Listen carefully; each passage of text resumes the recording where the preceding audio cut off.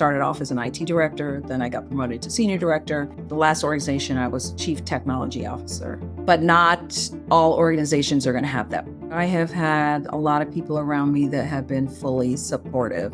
I call them my personal board of directors. I think technology for some of the younger adults has maybe hindered some of their progress because everything is just like they just press the easy button. Rather than looking for the mission and let's all work together for the mission, they're focused on you and trying to find your faults.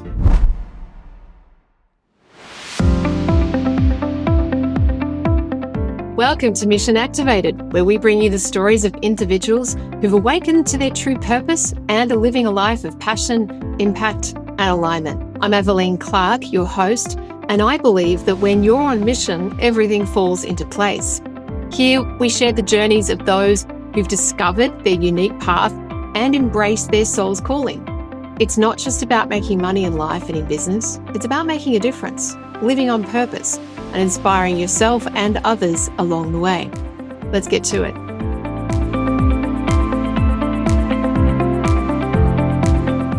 My next guest is the lovely Monica Pemberton. She is a trailblazer, starting her career 30-odd years ago in technology, being the only woman and the only Black woman in technology. She's continued that career and gone on to inspire, mentor others, and now has a mission to help advocate for women in tech, champion strong leadership, and also empower and mentor those young adults and early and high school leavers to stay with it and stay on path. She's gone through a lot in her journey. We talk all about that, what inspired her, how she overcame her challenges, and what she's doing now. And she's just a beautiful human. And in fact, she says her superpower, one of them, is to just be a decent and a good human. She's got a book in the wings, which hopefully is going to come out to inspire and guide young adults and professionals as they navigate their careers. She is a light and a beautiful one. Great story, big heart. Enjoy Monica Pemberton.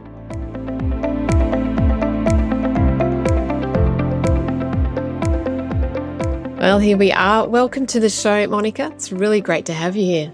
Thank you for inviting me. Thank you for coming. Whereabouts are you in the world? I am in the U.S., in the state of Virginia.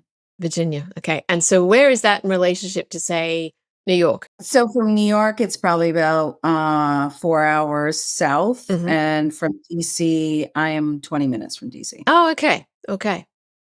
Yeah. So Northern Virginia. Northern Virginia. Lovely. I'm excited about this. And I read through again a little bit about, the work that you've done and what you're doing. And instantly I was excited. I'm always excited to meet different people from around the world. And luckily technology enables that.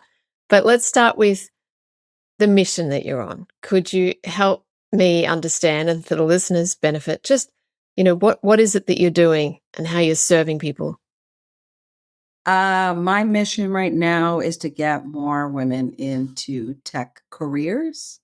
And I'm kind of shifting my focus now to young adults and trying to help them navigate and figure out what direction they want to go in. Exciting. Yeah. We're going to go deeper into that, but I'm fascinated. There's a journey that you've been on, and take us through that, please. Like back to the beginning. Where did it start, and what's all the steps and the curly bits along the way that's brought you to here? It's been an interesting journey, not a straight line. I think that is like a misconception that a lot of people have, like your journey is a straight line. It started with an elevator conversation. I was a trainer at LexisNexis, training like summer associates. So think of students that are in law school, how to use a certain system. And there was a woman that I would see in the elevator every day. She must have overheard me saying, I don't know what I want to do when I grow up, kind of thing. I was in my early 20s. And she one day said, "We have this program at my organization. I want you to apply. I think you'd be a great candidate. It's a opportunity to get into a tech role and come in as a manager." I applied, and I got into the program, and they sent me back to school. So I got my bachelor's in information systems management. I had a bachelor's, believe it or not, in African American studies and women's studies. Just, I know. Um, and it turned out to be the best decision I ever made. I started on the hardware side. So I was like building servers and building computers. It's funny to look back and dating myself. It was pre-internet. No internet, yes. Beepers, no cell phones. iPhone, none of that existed. And I was the only female, and I had a mentor that at the time I thought he was pretty hard on me, but like I'd build a server, and back then you couldn't search the internet. You had to read a book and figure it out. And he gave me a stack of like diskettes. I don't even know. Some people even know what those are. And he's like, I build it, figured it out. He's like, do it again. Um, and I stayed there for about 12 years and came in as a manager and then transitioned on the software side. And I had like a software development team, managed the help desk and internal IT, and I had a counterpart. He was more on the hardware side. And that was the beginning of my journey.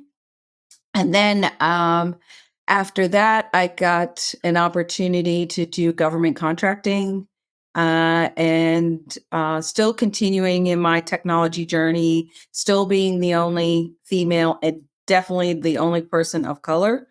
And went into government contracting, which was a little different. I saw more women.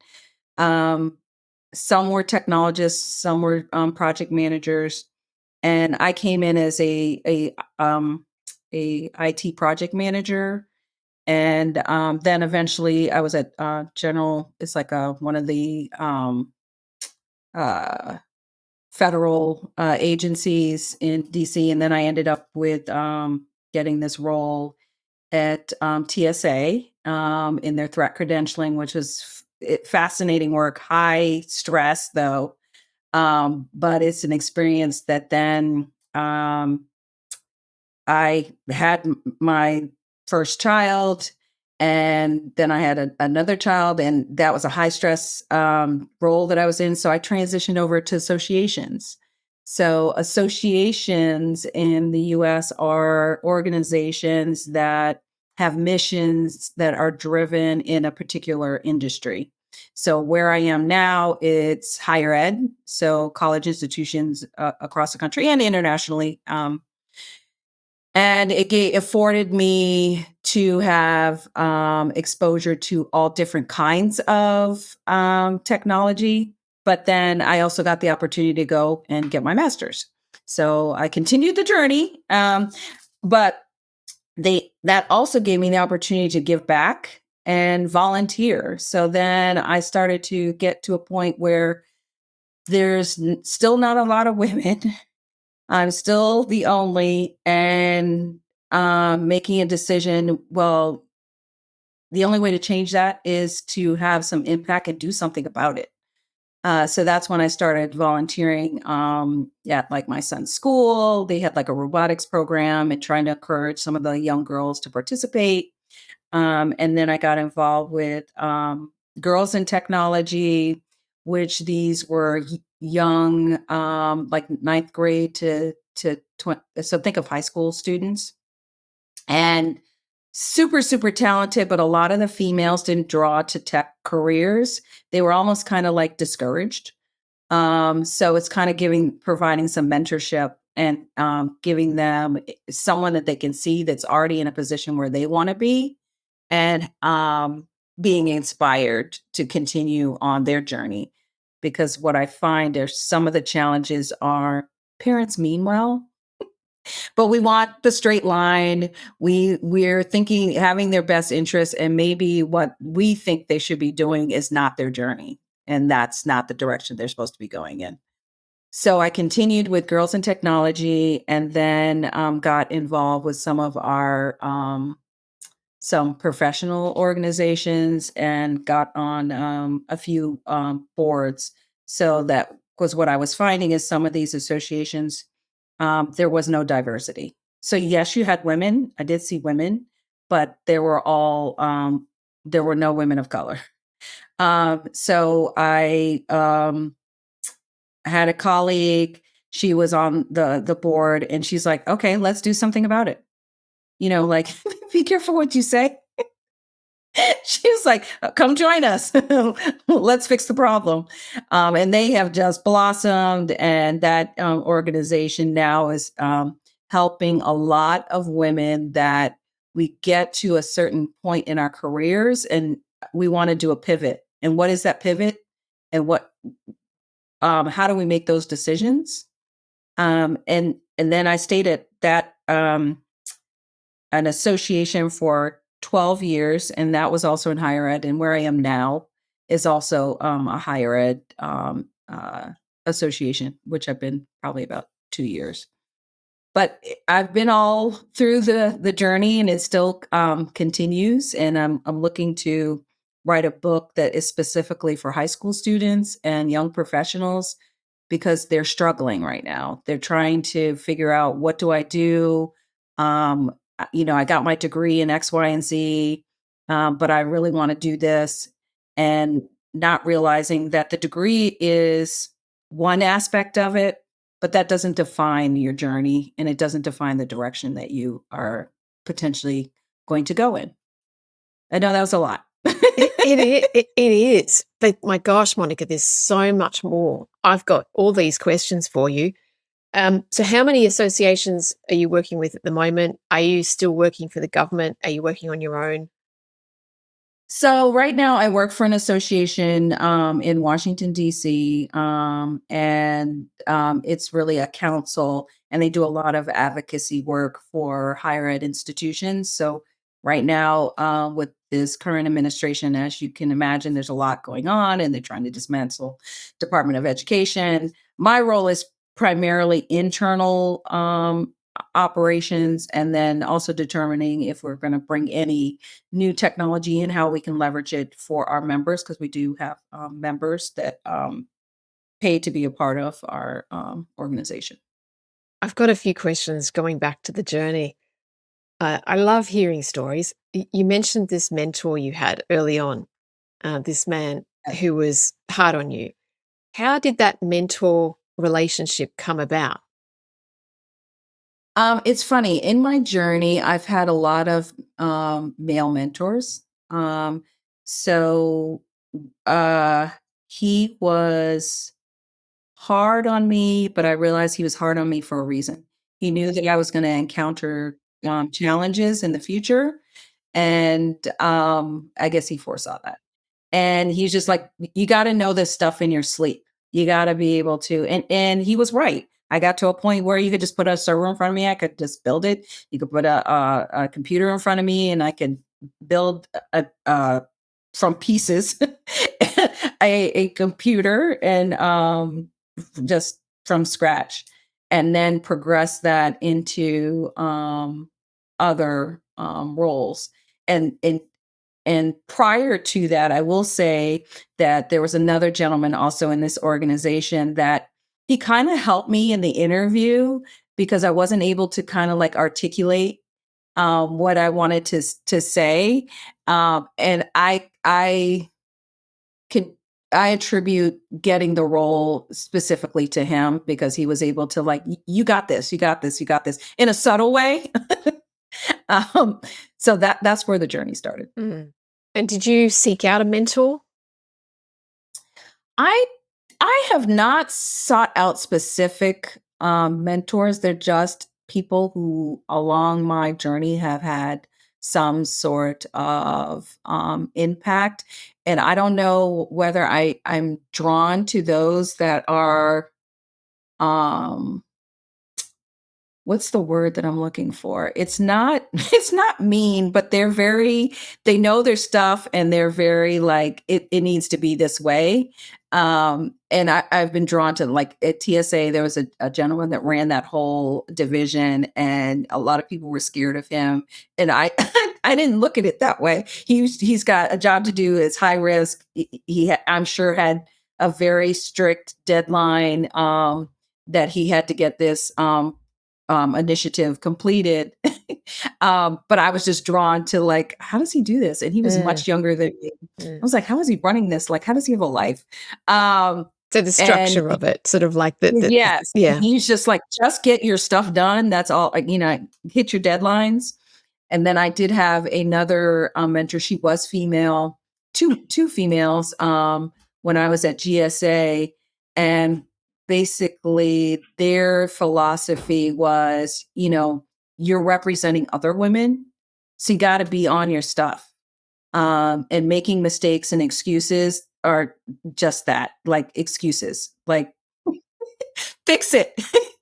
So, do what you got to do, ask for forgiveness later. Um, and if you make a mistake, own up to your mistake. I think people respect you more if you're like, look, I missed my deadline, or look, I went in this direction and now we need to go in this direction. Just fall on the sword and own up to it. Is one lesson that I've learned. And it has worked for the most part in most organizations. And then I did have one gentleman that I got to a point in my career where I wasn't sure whether I still wanted to do this. And this gentleman was the one that convinced me. And it was just like a maybe 10-15 minute conversation. And he reminded me that people are watching and that you are forging a path to make it easier for others, and that it is my responsibility when I'm in these positions to pull others along with me. It's not about me. And that was a different perspective, um, that when I'm getting visibility, it's to help someone else. It's not about me. So that was a huge shift, and that was just like in a 15-minute conversation. I mean, this is the power of having other people who've been down the road before us, who have much more experience that can mentor us. And even if it is just a 15-minute conversation, the power of those words can just change the whole trajectory of your life. Yes, yes. And what those words are, like what you've just shared, is actually really powerful. And it doesn't matter who you are, in what industry and what area that you serve or the people that you serve, it applies. Yeah, and I did have a full circle moment with that individual. Um, Almost 13 years later, I see the same individual, and um, in that previous conversation, he told me I was going to be a CIO one day. I was like, okay.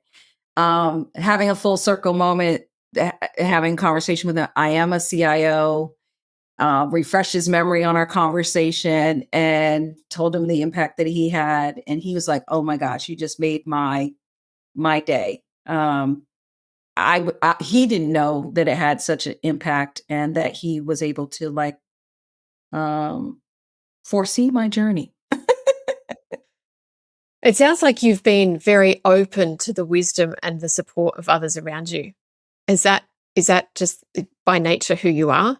Or was that a function of being the only woman and feeling kind of almost alone on the journey? Yeah, because I think I did have, I definitely had some imposter syndrome. And I don't know if it's divine intervention. It's like these people were placed strategically in my journey to remind me that I belong here and that I'm heading in the right direction. Um, and I did a talk probably about 2 years ago, and one of the women said, it's almost like someone tapped you on the shoulder. And I hadn't thought of it like that. Like some of my opportunities, I did not seek them out. Um, it was someone coming to me and saying, we have this role. I think you'd be perfect. I want you to interview for it. So that's how I got into associations. It was basically a girlfriend of mine, a friend of a friend. Yeah, they have this role. I don't know if you've been interested. I was going from an IT project manager to a director, IT director. And I'll never forget that interview because I was late and it was 105 that day. And I was like, and they were calling, like, "Are you coming to the interview?" And I got there late, but then they felt bad because they saw the state that I was in. And then I killed I killed it with the interview. But so I learned my lesson. You always got to be early. Early is on time is late. Late is unacceptable.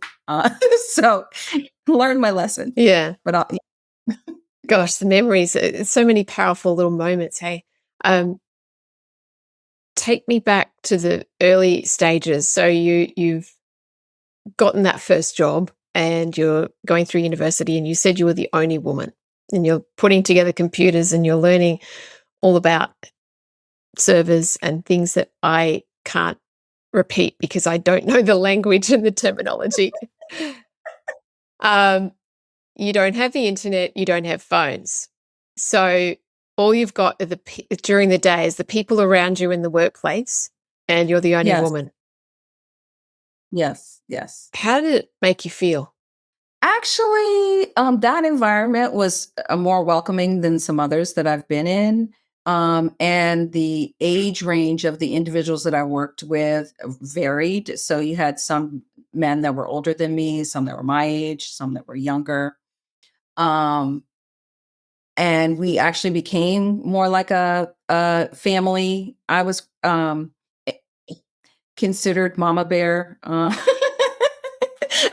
With the group. So some of the younger ones would, come for certain advice, but not realizing that I was just navigating too. Like I didn't really know as much as they may have thought I did. But that role definitely prepared me for the beginning of my real journey. Yeah, I can see that. So powerful when you have these moments and these situations. And it sounds like you were never feeling like the odd one out. You've sort of had that family environment. You were respected, treated as an equal, and appreciated for who you are or were at the time. Yeah, yeah. I mean, it did get lonely in that there's no other Were. females doing what I was doing at the time. So it is like now refreshing to see so many women, even though it's still not equal. And it's going to be a long time before that happens. But just seeing more women, what I'm realizing is there are a lot more women like mid tier manager, director. But once you go beyond that to AVP, VP, CIO, there's a lot less, Mm, mm. which is unfortunate. Yeah. So, just for the listeners' benefit, because there's a number of, I'm assuming most people listening are probably not corporate. Uh, describe what those roles are. VP is vice president. Is that right? Yeah, so AVP would be like assistant vice president or associate vice president. It's like the next level above like a director or senior director. So a AVP would be running like a whole division, and then they may be reporting up to a VP. And it depends on the size of the organization, because if it's a smaller organization, they're not going to have all those levels. Um, because you have, like, I'm in the association industry, and you have associations that don't have a CIO. They have an IT director, and that's sufficient. Because when I came into the association, I started off as an IT director, then I got promoted to senior director, and then in the last organization, I was chief technology officer. And then when I transitioned over here, so it is like a progression, but not all organizations are going to have that progression. Some have a cap, and it's not going to go above that. Mm. Speaking on that, like progression, it's, and you've moved to different organizations as your career has unfolded. And like you said, you've had these taps on the shoulder, these, doors that just open. Have you seen along the way that has been perhaps a hindrance to someone's career, or for a woman to progress? There, how can I put this?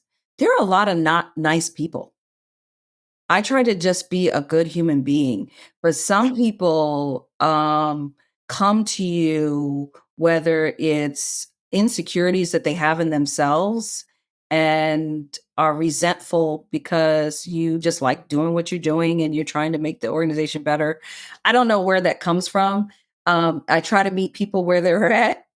Um, but that has been like the biggest challenge, just not nice people. People that look are rather than looking for the mission and let's all work together for the mission, they're focused on you and trying to find your faults instead of worry about your job and what you're doing. And so I look at it as every day, and through my journey, I have worn a big coat of armor, and my armor is dinged up quite a bit. And I talk about this, being raw about it. A lot of people, I'm sure, have encountered that too. But in my journey, there have been some situations that have just been rough. But I have to remind myself, okay, I went through that, so whatever obstacles presented to me, whatever day it is, that I can make it through that as well. I have this saying my dad used to say, like, there's 365 days in a year. Today is just one. So just get through today. Tomorrow will be there, just one day at a time. Great advice. Thanks, Dad. If you're loving this conversation and want to dive deeper into purposeful work, then it's time to thank the 6-Star Leaders community for making this episode possible. The 6-Star Leaders are a group of purpose-driven business owners committed to doing business differently by embracing their unique genius and skills to make a real impact. It's a space for learning, growth, and truly becoming empowered in everything that you do. If you're ready to discover your own 6th star, go to bit.ly/6starcommunity-intro and book a chat to learn more. We look forward to seeing you.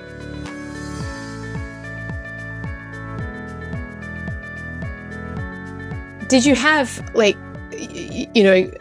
friends, family outside of your, in your world back when you started your career? Were they supportive of you as well? I have been so lucky that I have had a lot of people around me that have been fully supportive. And so much so that now, at this point in my journey, I call them my personal board of directors.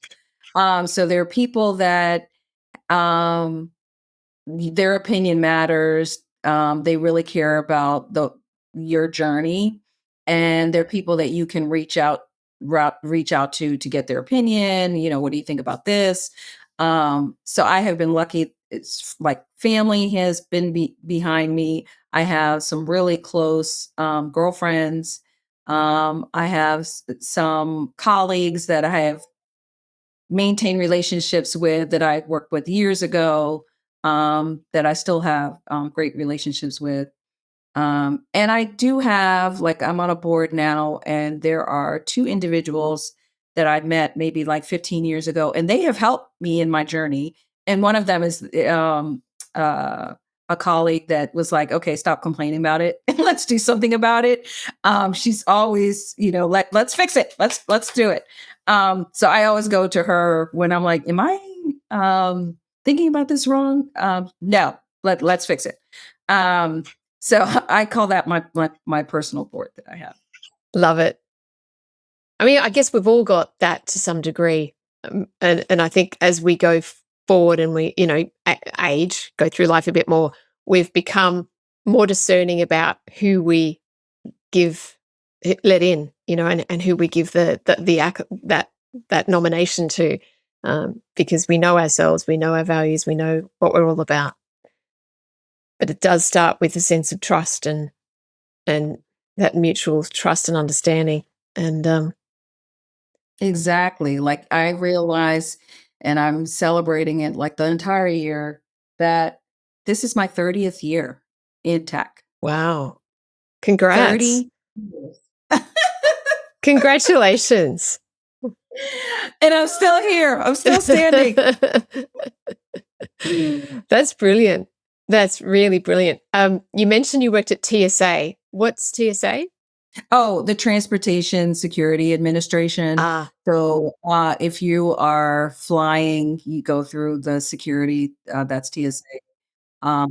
They have, like threat credentialing, like everybody that works in the airport has to be screened, that kind of thing. right. Yep, I'm with you now. And that's where you Yeah. worked in threat credentialing. Okay. Yep. Yep. Fingerprints, all that. Yeah. Terrorists. Yeah. Yeah. Yeah. Yeah. You must have seen a lot of new technology in the 30 years you've been in tech, starting out when there was no internet or mobiles, and here you are, and you've worked in these different places that sound quite interesting. Tell me about the biggest kind of revelations and what you've seen and over the years in terms of technology. I think that the acceleration pace has gotten even faster. But when I tell people that I remember this was even in college, um, I came to college with a Smith Corona typewriter in a case, and I just thought I was doing something. And when they were talking about there's a computer lab, I'm like, what is this? And I was like, what do you mean I can print something and it shows up over there? I mean, just things that we take for granted, and that our children they have always been exposed to technology, so they can't discern like what it was ever like before that. I remember setting up we finally connect to the internet and to be able to email. Email was just internal email. And to be able to email our other office on a computer was like life changing. So those like little wins, and then you had the cell phones over time, and now AI is like speeding up everything. Even though AI has been around for many years, it's just now we have generative AI, and more people are talking about it. So I just think it's like every couple of years it was something new, but now it's like it seems like every 6 months Yeah. there's something new out there. Yeah, yeah. How have you seen your children's experience with technology evolve? Like, and how different was that to yours? I'm always fascinated by our children when we have careers and we're on a mission. How does it impact them? What do they see? What do they think about it? And especially you being such a shall I say credentialed and experienced person in your field. How have they looked up to you? And yeah, I'm fascinated to understand that. So my sons are 5 years apart, and their experiences were different. So the oldest one, when he was little, it was like he didn't watch too much TV, and back when he had DVDs, so he watched a lot of DVDs, and he was not as skilled on like computers, even though I had computers at home. Whereas my youngest, he started on a computer in kindergarten. And even when he was a baby, he'd go to the, like, not a baby, but like, let's say 3 years old, to the microwave. He's trying to swipe.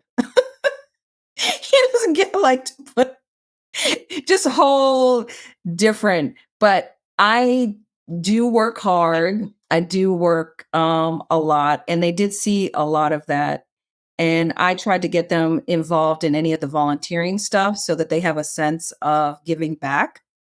But one thing that impacted my oldest, and this was like during the pandemic, he worked through the pandemic, like delivering groceries and working at the grocery store.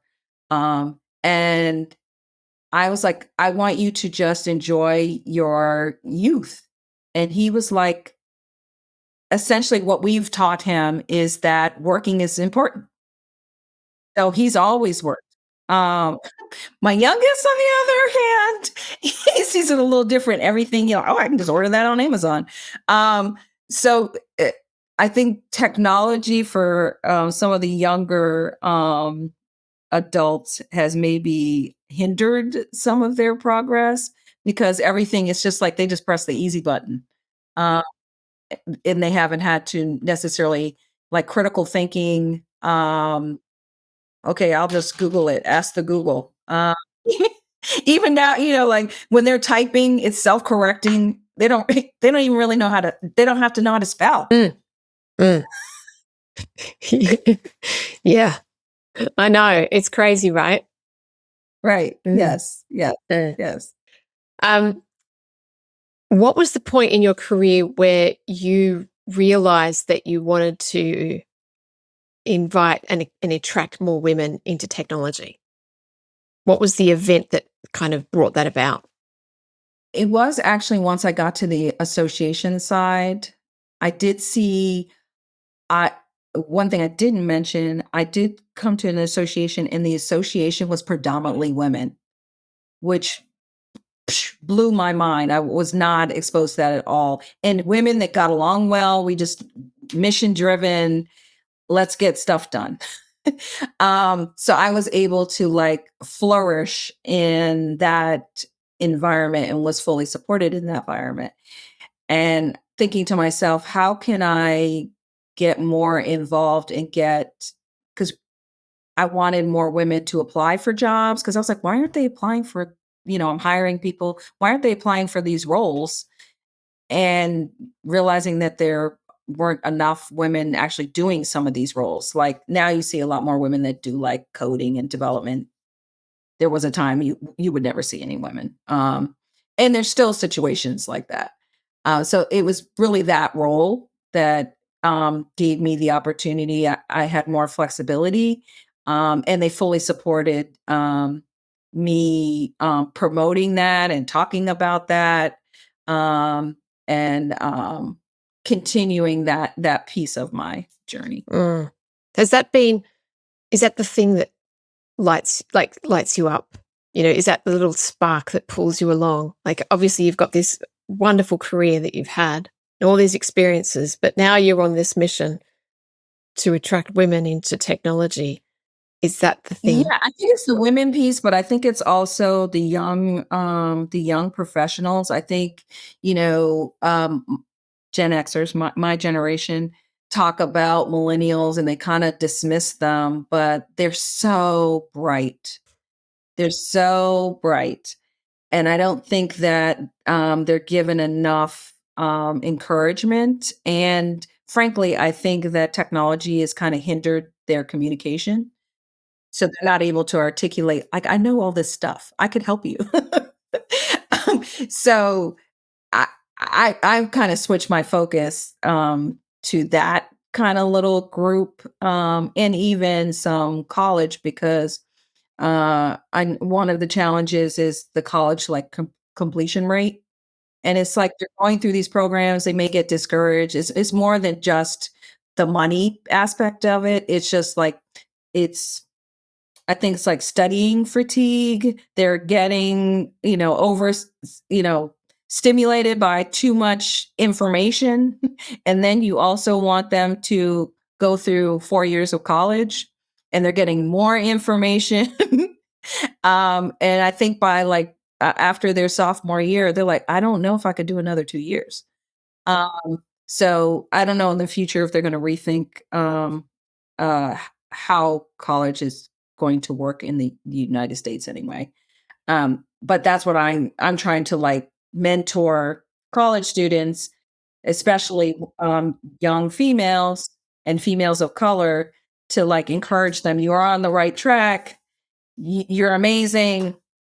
You're killing it. You're almost there.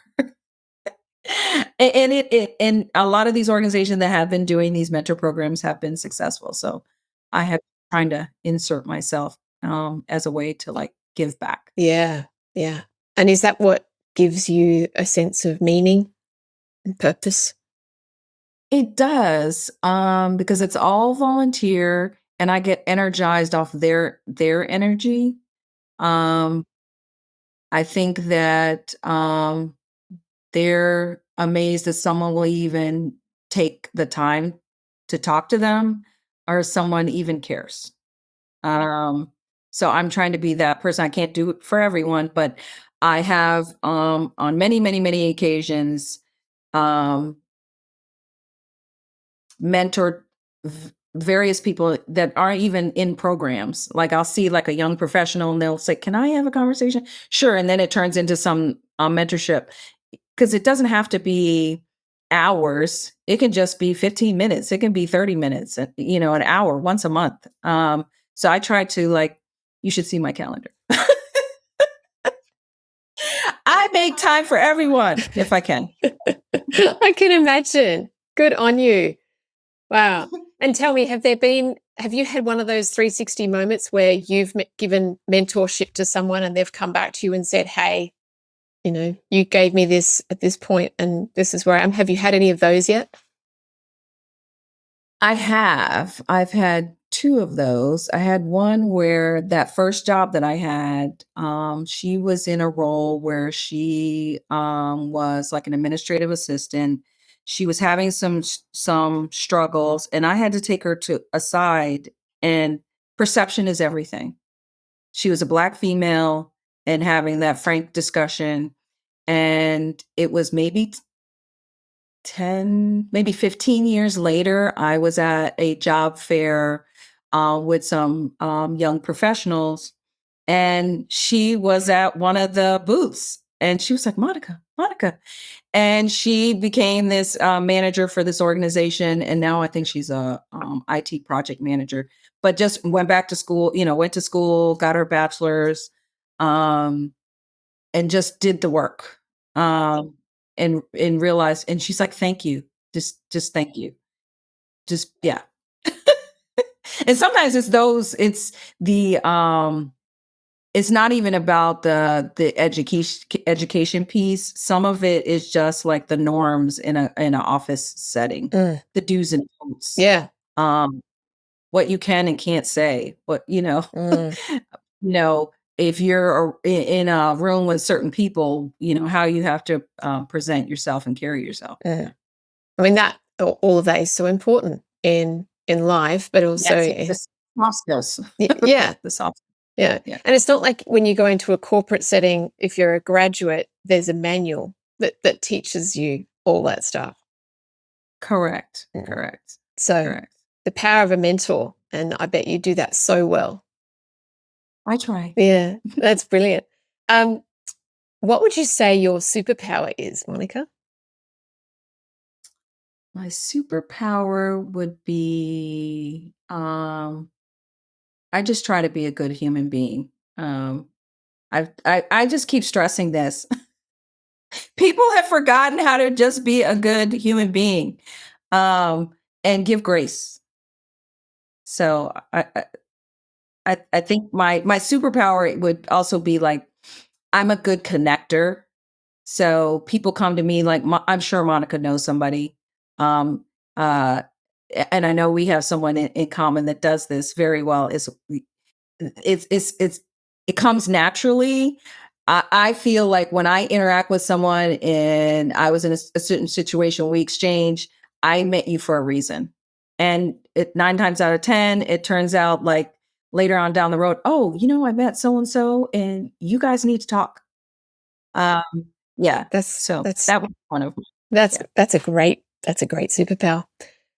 Okay, we all have bad days, yeah, and we all have moments where we just, for whatever reason, we feel sometimes disconnected from our purpose or meaning, or it's just things get overwhelmed. I'm sure you've had those days before. How do you deal with those? How do you manage yourself in those moments? I've had a lot of those days. Yes, I've had a lot of those days. Um, Sometimes it's like, I do this like breathing technique. I also do dance breaks. So I do I love it.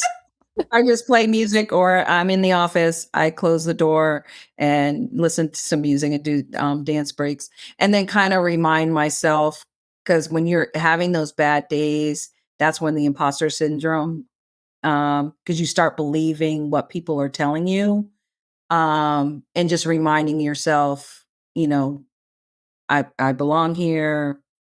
This is my purpose. And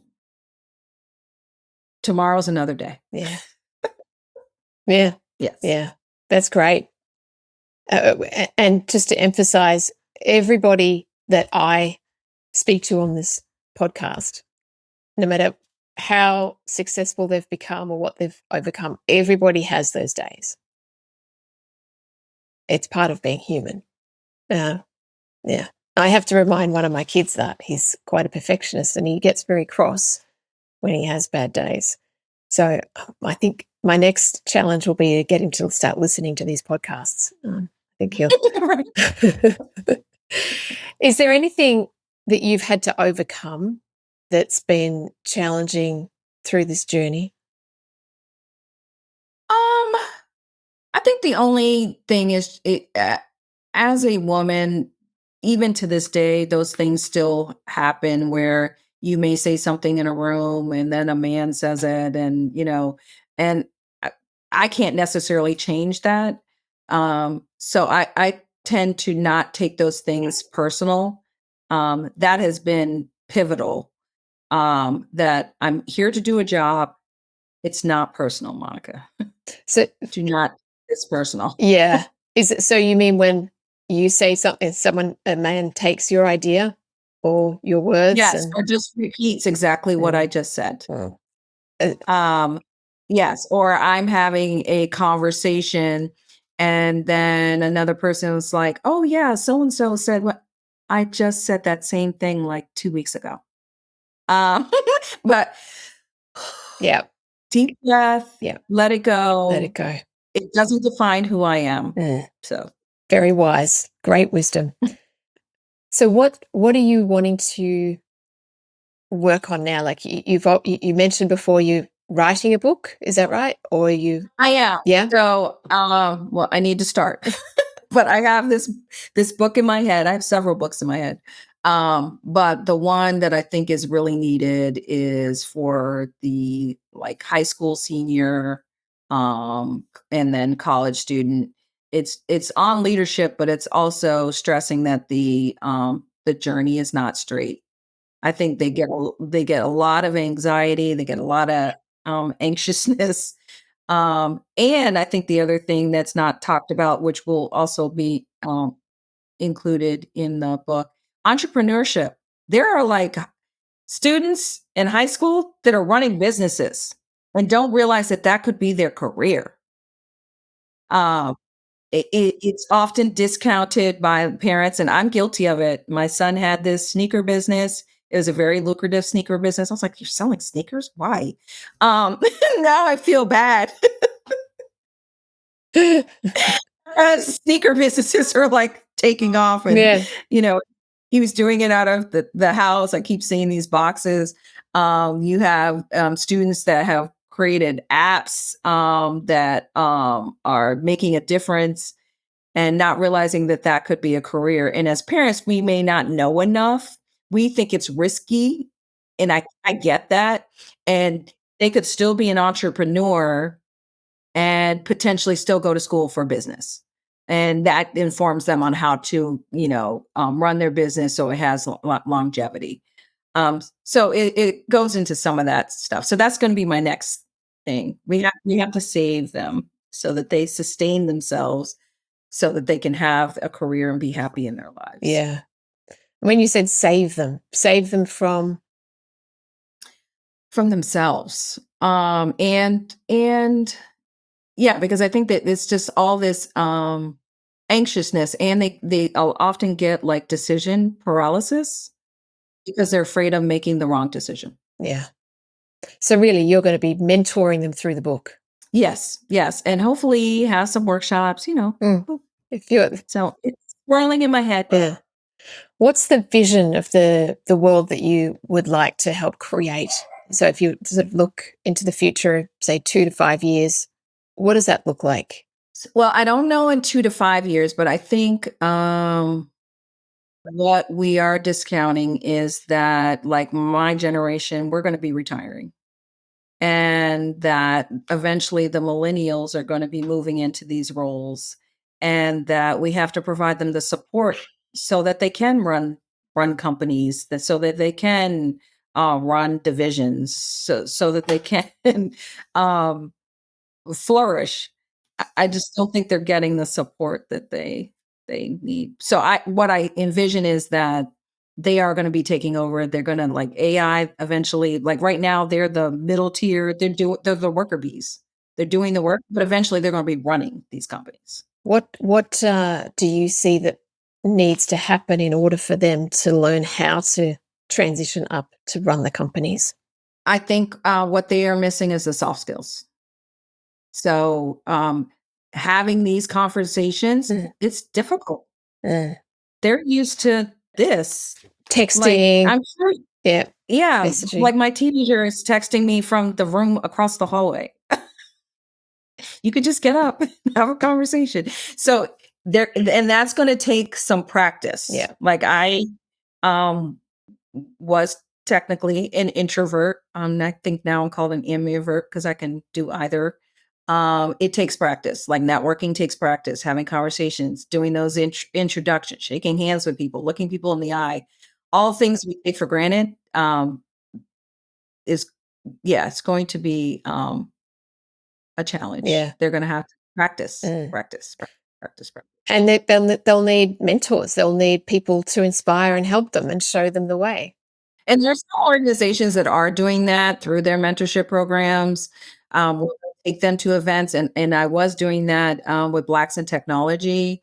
When I was in the president role, we saw like there was a need for that, and I think they're going to continue that. And then some of the high school programs are doing that.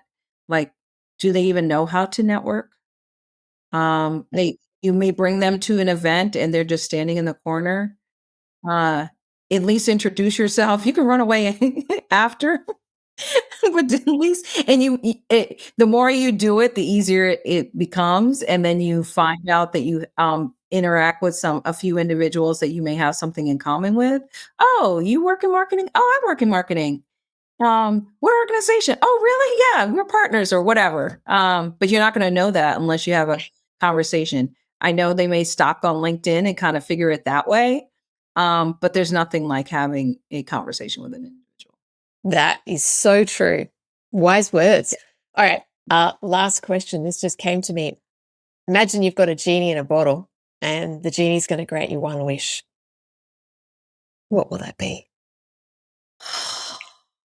Does it have to be tech? Yeah. Well, give me the answer for the world. Like, the mission that you're on. You get one wish granted. It would be unrelated to tech, though. I would ask to eliminate homelessness. Right. Yeah. Things we take for granted. A Yeah. roof over our head, Yeah. hunger, and homelessness. That's powerful. I'd agree with that. Monica, it has been such a delight talking with you, and I'm so inspired by the work you're doing and the path that you're on and how you're helping young people, these young adults. I think the world needs more of what you're doing, really. Thank you. And thank you for inviting me to talk about my journey. Oh, you're welcome. How can people get in touch with you? The best way to reach me is on LinkedIn. And I'm on LinkedIn as Monica Dillingham Pemberton.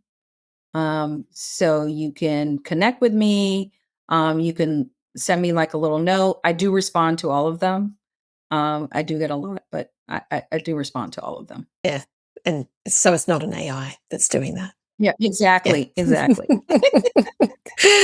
All right. As we finish up, I like to ask my guests to leave the audience with just a little tidbit, piece of advice, or a nugget.